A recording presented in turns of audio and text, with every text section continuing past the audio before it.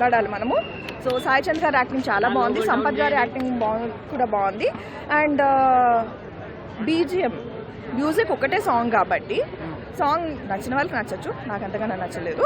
So కాకపోతే background music చాలా బాగుంది సాంగ్కి, సారీ మూవీ మొత్తానికి బ్యాక్గ్రౌండ్ మ్యూజిక్ చాలా బాగుంది. నితిన్ గారి క్యారెక్టరైజేషన్ ఎలా ఉందంట? నితిన్ గారి క్యారెక్టరైజేషన్ ఇంతవరకు ఒక ఎత్తు అంటే ఈ మూవీలో తను యాక్ట్ చేసిన విధానం చాలా matured. As a actor you'll enjoy him. అది లవ్ స్టోరీ,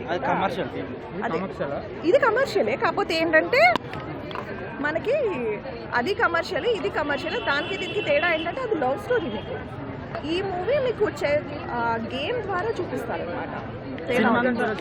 తెలుగు మొత్తం తెలుగు నెగిటివిటీతో లేదు కొంతమంది మాట్లాడుతున్నారు, అలాగే ఉందంటారా లేదంటారా? అర్థం కాలేదు. తెలుగు నెగిటివిటీలో లేదని కొంతమంది మాట్లాడుతున్నారు. తెలుగు నేటివిటీలో లేదండం అంటే ఏంటి? అంటే తెలుగు సంబంధించిన ఏమీ లేవని కొంతమంది మాట్లాడుతున్నారు.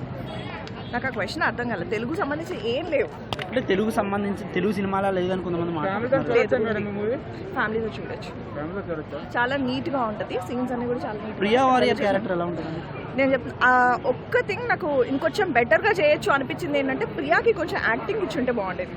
అంటే ఆ అమ్మాయి ఎక్స్ప్రెషన్స్ వైజ్, డాన్స్ వైజ్ అంత బాగుంది. తన స్క్రీన్ టైం చాలా తక్కువ, అందులో తను సీన్స్ కూడా చాలా తక్కువ. మనకి రకుల్ ప్రీత్ మొత్తం మనకి రకుల్ ప్రీత్, నితిన్ అండ్ సాయి చంద్ గారే కనిపిస్తారు. ఆ ముగ్గురు కాంబినేషన్ చాలా బాగుంటుంది మనకి. నేను యాక్చువల్లీ రేటింగ్స్ ఇవ్వను. చంద్రశేఖర్ ఎలిట్ గారు ఎలా ఉందంటే? చంద్రశేఖర్ ఎలిట్ గారు is known for taking unique movies.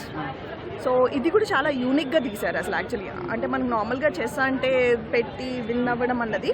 So ఆ విన్ అవ్వడంతో పాటు మూవీలో నెక్స్ట్ స్టెప్ గేమ్ ఎటు విన్ అవుతాడని తెలుస్తుంది. ఎందుకంటే మూవీస్ అన్నింటిలో గేమ్స్ విన్ అయ్యేదే ఉంటుంది. నెక్స్ట్ స్టెప్ ఏంటి అన్నది ఉంటుంది అన్నమాట. Thank you.